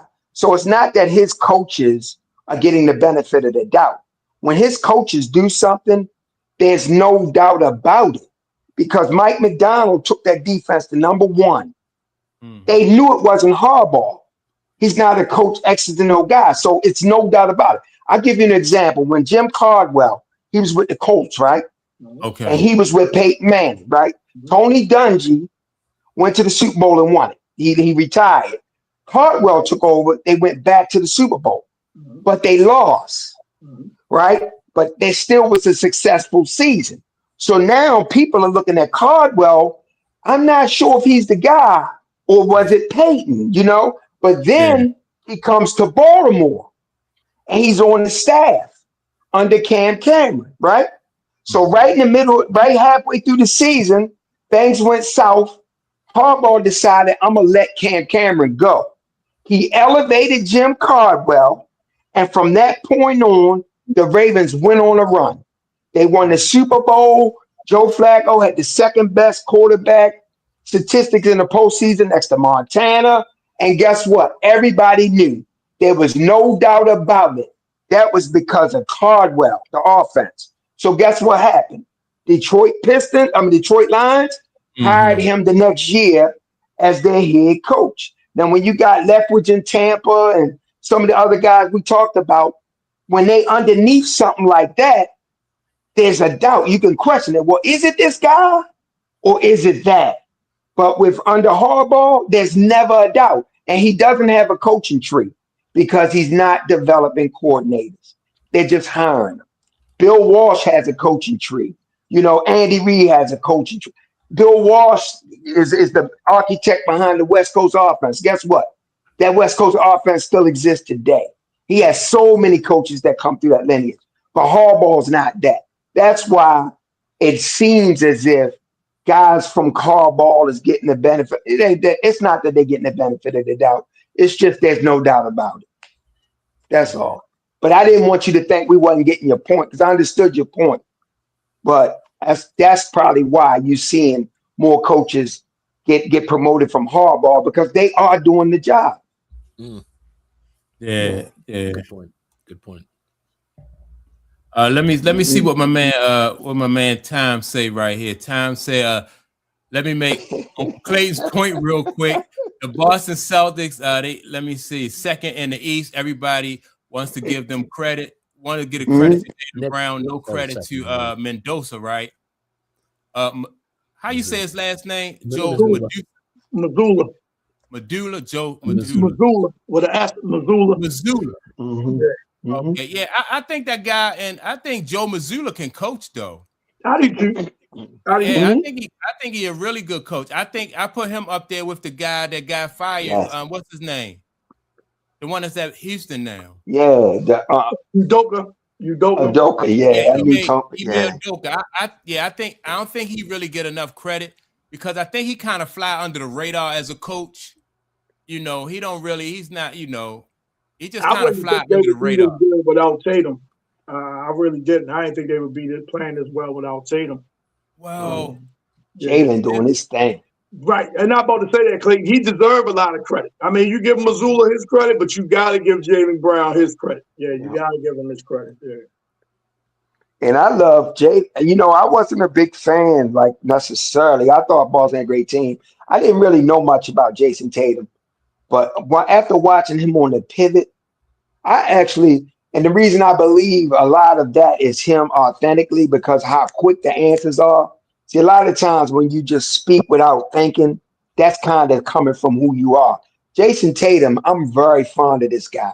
I'm very fond of him. He was so transparent about his injury, the Achilles. He was thinking about he might not play no more. He was contemplating all that. I really like Jay. I mean, I know this is off the subject, but I really like Jason Tatum. No. I'm gonna keep you here. I'm gonna keep you here, Clayton, because he also said if he had the same resume that he has in Boston and Memphis, he have a statue up right now. What you think? I don't know. That's beyond me. You know why I agree with that though? I agree with that because the standard in Boston and LA is different than it is in Memphis and DC. So I can, what I mean? That's just like, So if you win a ring in DC or you win one in Memphis, shut the city down. Right. First team, all NBAs and all that type stuff, mostly all stars and things like that. He definitely. If he wouldn't have it up now, they definitely would be designing it. Yeah, they definitely would be designing it. That's for sure. So, let me ask y'all this then. Who y'all in the NBA? Who y'all think coming out of the East and who y'all think coming out of the West, and why? I like that. I mean, I do like I'd like to see the Pistons come out of the East. I think that's a cool story. How they've and Cunningham's playing great. I haven't watched a lot of the Pistons this year, but I think that's a cool story. And it's I think it's going to be OKC. Out, because I haven't been watching a lot of ball. You know what I'm saying? I'm guilty of it. But what's going on in Houston, man? I thought they would be one of the top teams. I don't even know if they are or not. But I heard that KD now, granted, this is about like a month ago. He was saying he wasn't happy with the status quo down there for whatever reason. Right? I'm like, KD, you coming off as a grumpy old man. You know what I mean? You're not happy no matter what you get or where you are. So, man, what's the status on the Rockets, man? I even heard they might be in the Giannis sweepstakes. They say they don't have the draft picks to pull it off, though. They're fourth in the West. Okay. They're right in the middle of the playoff. I like the Rockets in the West. I just think that well, first of all, I like OKC coming out the West, but the Rockets, I like them. They have the talent. It's just that I think that Kevin Durant wanted those younger guys to defer to him more than what they do. Like I watched one game where the dude Şengün come down at the end of the game, and the dude Şengün took it himself instead of giving it to Durant, and he still won the game. And Durant was just looking like, that was supposed to be my moment. You know what I mean? So I think them young guys, man, they just balling, and they don't, I can see that though. I can see where Durant, like everybody, supposed to defer to me, especially game on the line type moments. Yeah. And that's why he might be a little, oh man, this ain't what I thought it was type thing. KD wild, man. KD wild though, man. If y'all winning ball games, man, let them young guys ball out and shine, man. Right. Yeah. So, that's funny, man. That's funny. I think, and it was a situation where as though they had to develop, like they had to gain his trust. You know what I mean? They already know what his resume is, and they, they coming off a playoff run that he go there, and so I guess they had to develop that trust. Hold on, right? Let me jump in here, right? I don't know if y'all saw. I didn't see the game. I just saw the highlight. But it was like a 15-minute highlight clip on YouTube when New Orleans was playing San Antonio, right? And what I saw in this particular game, I know it's a small snapshot and things like that. Zion, he's healthy. He was giving Wemby trouble. And what I mean by that is by the physicality of how Zion was playing. Mm-hmm. Wemby did not like that. He shied away from it. Yeah. You know what I'm saying? He did not like that. And I say, wow. And I'm just watching the highlight. I didn't see the game, so I'm not saying this happened after the play or anything like that, right? But I referred back to what you said, Mike, whereas though, and I'm a Wemby fan, and I really think, you know what I mean, he could do some things and he's going to be a success as a player, right? But as far as that physicality in the game, he don't like it. Right, yeah. He don't like it, man. And if you can be physical with him, you might be able to contain him, man, and get him off his game. You know who can be physical with him? Who? The Joker. Okay. Okay. Yeah. Well, and see, that's why I said, like, just imagine a league with power forwards, you know what I mean, and those physical power forwards and those physical centers, right? That would, now Wemby still gonna be dominant. That would just encourage him to play like almost like what Kareem did, like develop a shot where as though he don't have to get physical with you. All he has to do is get position because he's 7 feet 5 inches tall.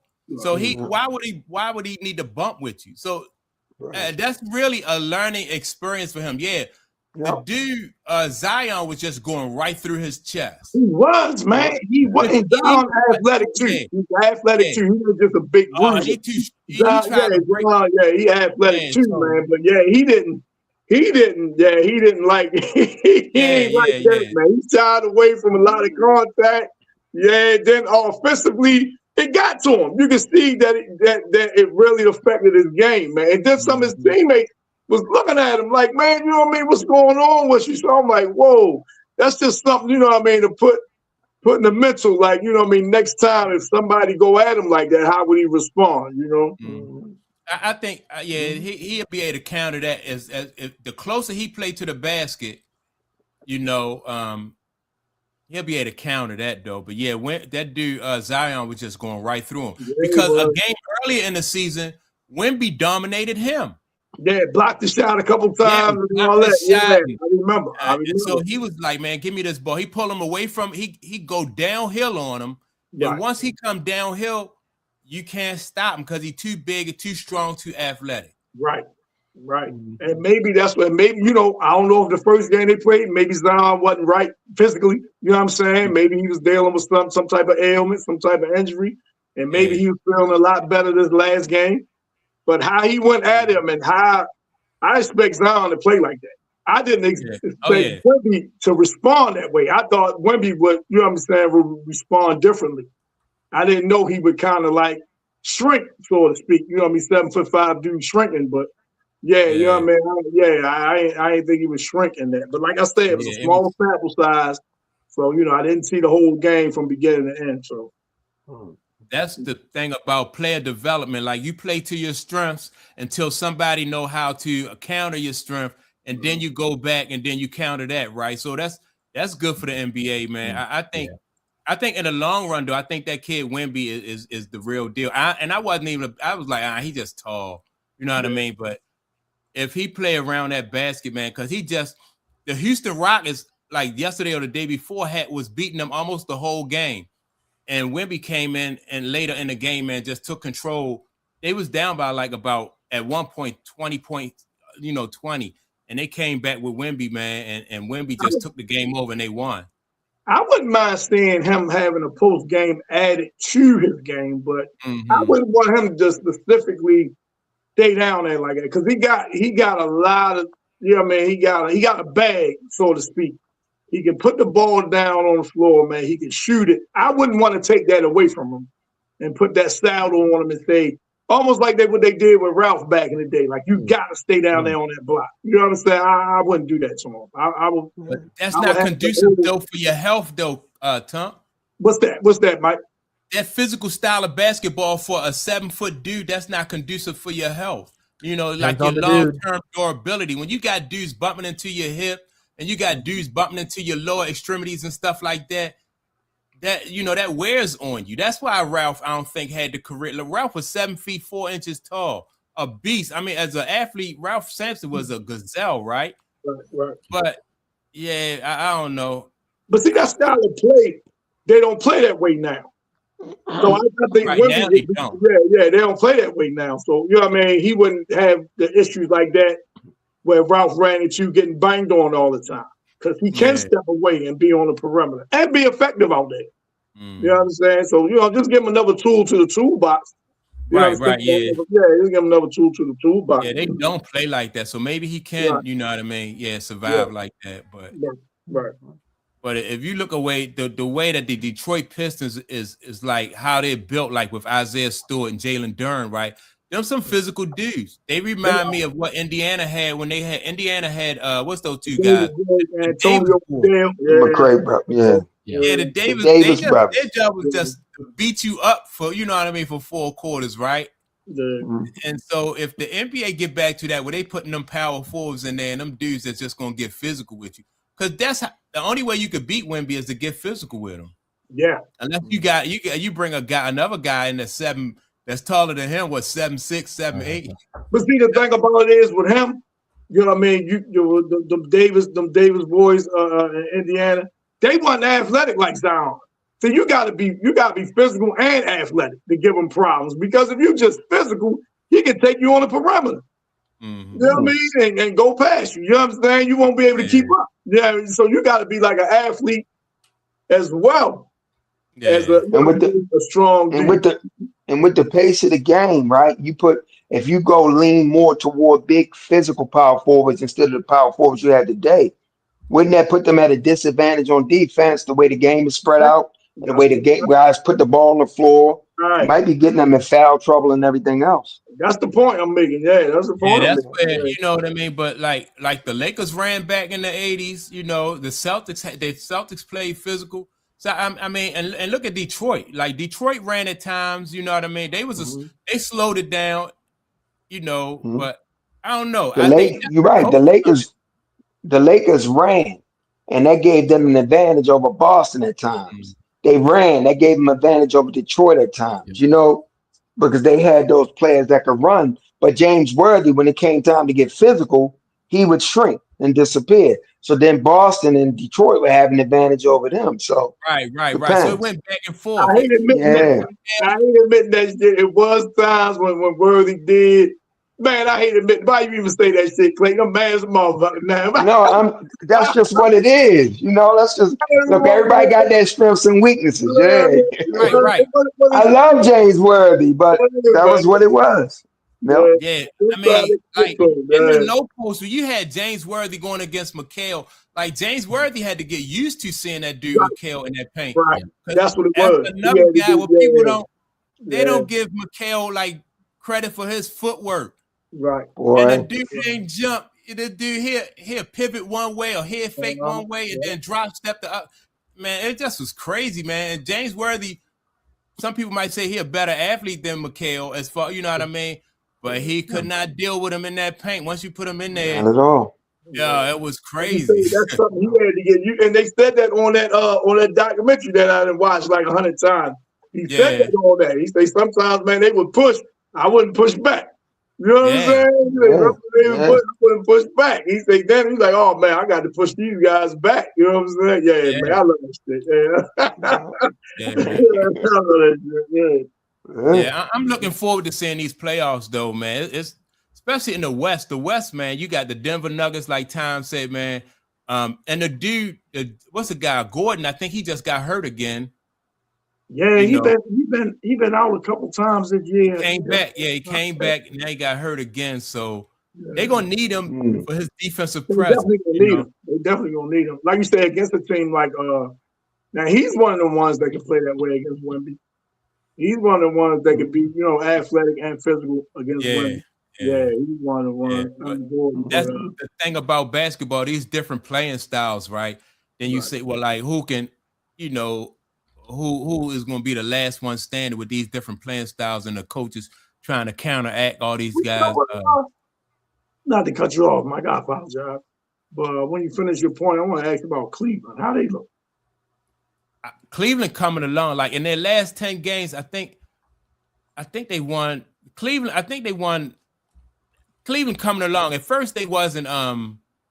They was looking kind of like they had fell off a little bit, but Cleveland looked good. Y'all heard about the suspension, right? Paul George, right? Yeah, I heard about that. Yeah. That's interesting to me. It really is. Because it wasn't for PED. It wasn't for performance enhancing. He's taking medication for mental illness, according to him. Right. So to me, that's like, how do you suspend a guy? Like, how do you make a guy choose between his mental health? Yeah. You know what I'm saying? And to me, that should be. Because I don't think I think you don't think it's true? No, they put Kenny Smith and Shaq pushed back on that. Okay, yeah. I don't think that's true. I think that's what he just put out there. I don't think that's true. Because anytime you're taking something that's prescribed, you just let the NBA know. You know what I'm saying? Let them know. It's like we knew on our club or something. You know what I mean? It was, they don't test for marijuana, so it wasn't no weed or nothing like that. So it was something else. Mm-hmm. And it's just more confirmation, man. These guys are putting stuff in their blood. It's more confirmation. Yeah. This ain't just thought it was something different. You know what I mean? I always I never believed like everybody was 100% natural. They getting everything from GNC and stuff like that. I thought, you know what I'm saying? You got some athletes out there that's always looking for an advantage one way or another. You know what I'm saying? So that ain't no random thing. Yeah, it ain't just M&Ms and you know what I'm saying? Like Mark McGuire said. So the only thing I can think of that would fit into that narrative of him saying that he was taking something for his was he microdosing something like LSD or something? Who knows? I have no idea what he got caught Yeah, I for. don't know what he taking. Yeah. Who knows? Let's see. I'm gonna Scary see stuff. while y'all That's talk. scary stuff. Yeah. I'm gonna see while y'all talk. Look it up, Clayton. You the resident researcher. Look it up. Well, no, I'm just today. I'm actually because I was writing when we started, so I got my computer up. So Oh, good. yeah, Good. yeah. So I'm Yeah, gonna see. But they say he coming off a monster game, though. They say he coming off a game where he hit like 8 3-pointers or something like that. yeah. 7 3-pointers, something like that. And they test And then him. you gotta feel like you gotta recognize like he been in the league for a long time, had a lot of different injuries. So he probably is like trying to take something so he can either extend his career or make it so he can at least be effective out there against those young guys, you know. Ain't this the first year of that new contract? It's the first year, right? Or he was with Philly last year. He was with Philly last year. Yeah, he was with Philly last year. Okay. All right. So His statement said he was taking Adderall. Yeah. That's his statement. Right. The NBA didn't release the NBA didn't release the substance. Right. He said he was taking Adderall. Yeah, and in most cases, I don't think the NBA like they not gonna get into a back and forth with a player. You know what I mean? They be like, we suspended them for substances. Yeah, and they gonna leave it at that. So you could say, man, you know what I mean? I had a fistful of gummy bears. Right. They don't, you know what I mean? They don't care. They ain't gonna say you lying. Yeah, they ain't gonna let no. They ain't lying. They ain't getting back and forth. Right. Now, if he tried to sue them or something like that, then they'll let the cat out of the bag, you know. But he was like, all right. It's a big suspension, though, man. You understand? We ain't talking about 3-5 games. We're talking 25 games, man. So I'm wondering. So I hesitate to say it, but Adderall is an amphetamine. So is he making excuses for a different type of amphetamine? Yeah, see, because that Adderall, damn, you'll fail every drug test with that. Yeah. Any drug test, Adderall will fail you. You know what I mean? But you can get prescribed Adderall as well. So you can, like you said, you can always defer back to that. Like, oh, man, I was taking Adderall. Like you say, you ain't gonna say it was something else. You're right, Jim. It could have been that. It could have been that. I don't. Yeah, and I'll just leave it because I don't want to. Yeah, speculate and stuff like that. I'm just thinking out loud. I mean, I'll let the league and George work that out. Well, I just Googled something. They saying Adderall does share many properties with performance enhancing drugs. Okay. Yeah. So I'm sure they could distinguish between Adderall, the amphetamines in Adderall, and the amphetamines in scheduled narcotics. They could tell the difference. Right. Yeah, and Adderall can increase your alertness, and it also can boost your energy. Yeah. And so what do y'all think about Tom said that the 76ers don't want him on the team anyway, right? So y'all think part of this could be they trying to move on from him? It's hard with that contract, but yeah, I can see that. I can see that, man. You know what I mean? I don't think that was a good signing by them anyway to bring Paul George in and give him all that bread, man. I didn't think that was a good signing. So, So let me ask y'all this quick question before we get out of here. Did y'all hear what the guy Jalen Tyson said about LeBron at the end of that Cleveland Los Angeles game? Well, so what he say? LeBron James, they went back to the Lakers went back to Cleveland to play, and so this game was like supposed to be a farewell game to honor LeBron James, right? So Cleveland, I think, beat them by about 30 points, and then after the game, they interviewing Donovan Mitchell, and then the kid Jalen Tyson went over there, and he was in the interview, and he said that he basically said, "Forget LeBron James. This is Donovan Mitchell town." When they said, "Well, what do you think about LeBron James' impact on the city of Cleveland?" And Jalen Tyson jumped in and said, "Man, forget about him. This Donovan Mitchell town, and we want Donovan Mitchell to get the praise that he's due, you know, So, and a lot of people ain't like that statement, man. They just went, they was dragging them for that. I was like, wow, man, this is a whole different NBA. Like, like you would have never seen nobody do Kobe like that with his farewell tour. You would have never seen nobody do Kareem like that with his farewell tour. If you don't like Kobe or you didn't like Kareem, you just stay on code. You know what I mean? Or you don't say anything at all. But this kid jumped out there and was like, man, this Donovan Mitchell town now. Yeah, I think it was the personality of that guy. I think if you ask some of the other players around the league, seasoned guys, they wouldn't say something like that about LeBron. No. Regardless of what they thought about him, they wouldn't say it. So, like you say, these kids off the chain, man. Yeah. That was crazy. They poking the bear. They like to stir the pot. They like to say stuff that's a little salacious, get some clicks, go viral, all this kind of stuff, man. So, well, back in the day, if you poke Kobe, if you poke Mike, then the next time you see them, they giving you 50. Oh, they giving it to you. Yeah. That's embarrassing. You know what I mean? So a lot of times, like, you didn't have to have nobody pull your coattail and say, man, you know what, you don't want to do that. That's gonna be that's gonna be bulletin board material. And if you ever see him again, he gonna go all out on you, But kids today, ain't gotta worry about LeBron doing that at 41. You know what I'm saying? Right. Yeah. Yeah, you can. I don't think LeBron retires either.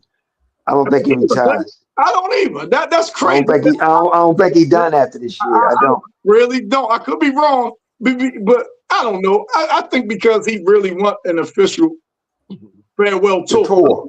I think he officially wants one, but I could be wrong. But I don't think he retired. I don't think so either. I think he's going back to Cleveland, though. Me too. I don't think he retired. I think he's going back to Cleveland. It looks like it. I don't think he's gonna go back for his last year. Is that guy still there that he had conflict with? Yeah, he's still on. The guy, he's still on. What's his name? I don't know. Well, he won with him though. He won a championship for him. So all I know, but all under the bridge now. You know what I mean? They already said, the organization already said that they will welcome him back. They welcome back. Okay. Yeah. So the organization already put. Let me see, my man.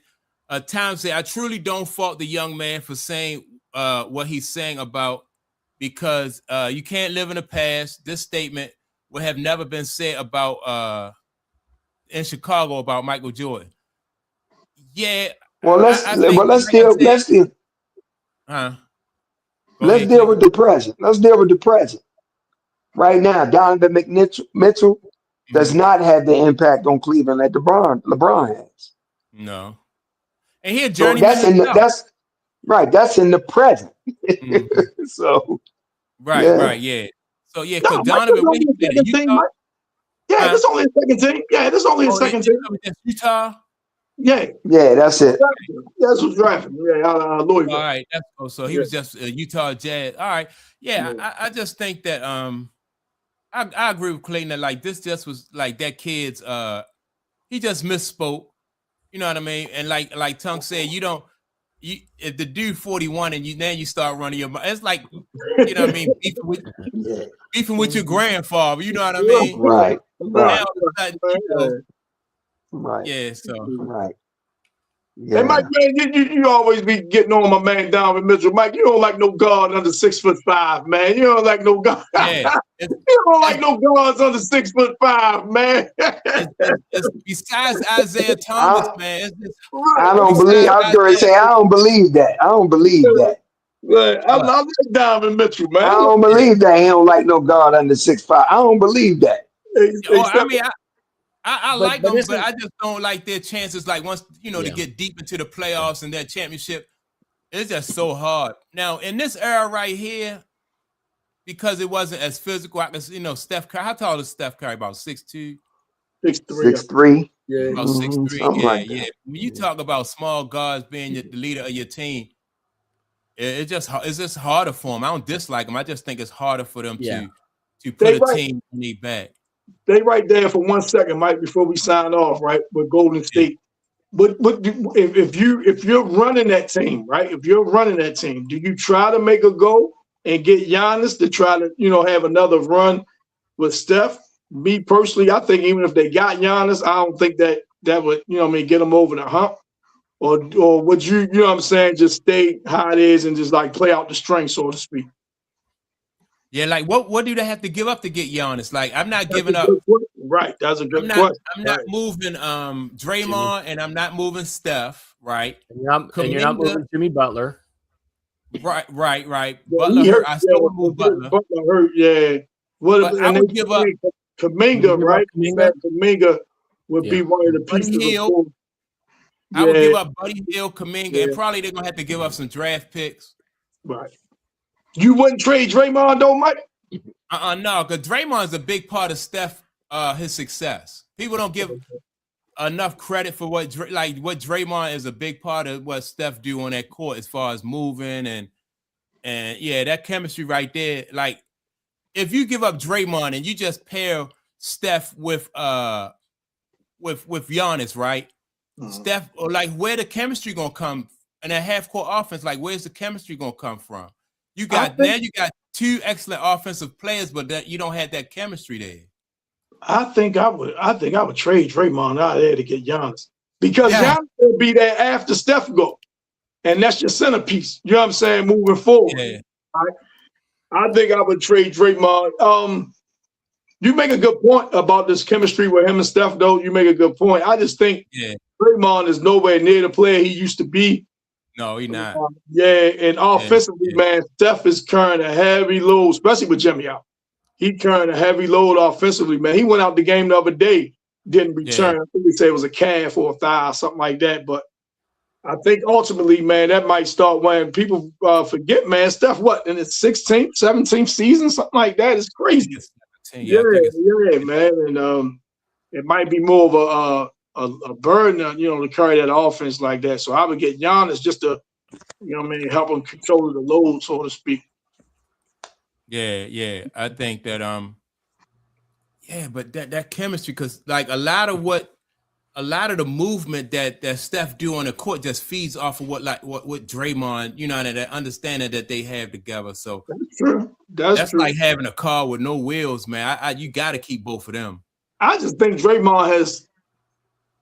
I mean, I don't think he's nearly, a player he used to be. No, he's not. When he gets to the point where he stopped, cheap shotting dudes and choking them out and shit, he really ain't the same player no more. Yeah, man. So, Draymond don't even want to play when Steph not there. You notice that, like, when Steph, Steph not there, Draymond, he calling sick. You know what I mean? He having a kidney removed. And, you're right. You absolutely he don't show up for work, man, when Steph not there, man. Somebody pointed that out. I couldn't believe that. Somebody pointed it out when Steph don't play, he get kicked out the game and stuff. Mike, you're right. When I couldn't believe it. I couldn't believe it. Yeah, he only want to play without Steph. Yeah, so that's crazy. Yeah, it is. It really is. It really is. But it's true. It's true. Yeah, man. So, but that's it. So I agree with you. I don't think Golden State have enough though. Right. Real quick, switching gears. What y'all think about Sean Payton and Bo Nix? That discrepancy. Man, this guy. Did y'all hear about that? Yeah, man. I didn't hear about it. No. Guy Sean Payton. Go put it down, Clay. Tell me what he said. Yeah, Sean Payton come out in the press conference talking about Bo Nix had a ankle fracture in high school. He had one on another level and college. This, that, college. And Bo Nix took exception to that. He said he had no business speaking about my injury history and all that publicly. Like them two beefing. Right. And it's like Sean Payton trying to deflect from his decision making or whatever they criticize him for, going forward on 4-for-1. He's trying to deflect, and saying that, takes exception because they could use that against him in negotiations. Contracts. Yes. Yes. So you put it out there that I'm injury prone. You know what I mean? Susceptible to this type of injury. That can hurt my earning potential. You know what I'm saying? So Right. But in all fairness, those teams do a thorough, they probably know that information Of course. anyway, during draft. But yeah, so now it's like it's disharmony with the quarterback and the coach. So let's see how that play out moving forward. Yeah. Why, as a coach, though, why would you risk that relationship after the success that they had together? Like, why would you do that, though? Number one, man, I don't know, Mike. I don't know. You got the number one seed in the playoffs, man. I mean, in the AFC. I don't know. I don't get it, man. Sean Payton, man, he's a weird dude, man. He's a weird dude, man. He's still living up to the 09 championship he had with New Orleans. You know what I'm saying? Everybody want to call him this genius of a coach, and I don't buy it, man. I've been that. I think he's a good coach, though. I think he's a good coach. You know what I mean? He has success, everywhere he go. I think he's a good coach, but I just think that he's just the kind of person that's just going to rub you the wrong way, Jack. I was getting ready to say his ego is it creates some of his shortcomings. He's very arrogant. Just like going for it, not taking those points. That was just sheer arrogance. You don't take the point, man. You got a backup quarterback in there. You take every point that you can get. That was just sheer arrogance. Yeah. Just sheer arrogance, man. He wanted to rub New England face in it. He wanted to really separate. Yeah. So anyway. And I'm done too. Yeah. I gotta run. All right, Jim. All right, Clay. It's a pleasure, fellas. Yep. Y'all take it easy, man. We see you at Super Bowl preview. What you say, Tom? I said we see y'all next week for the Super Bowl preview next Sunday. Absolutely. Yeah. Have a good one, fellas. Yep. All right, man. All right, y'all be good. All right. Appreciate everybody in the chat, man. Time, we appreciate you. Who else we had in here? Who else we had in here? Time was on Retro. Retro came through. She ducked out earlier. She came through though. She stopped by. Yeah. We had a couple people in here, but yeah, man. I'm ready to get down here, get me something to eat, Jack. What's that? You and me both, bro. You and me both. Yeah. I'll give you a call a little later on. All right, Tom. Okay, my man.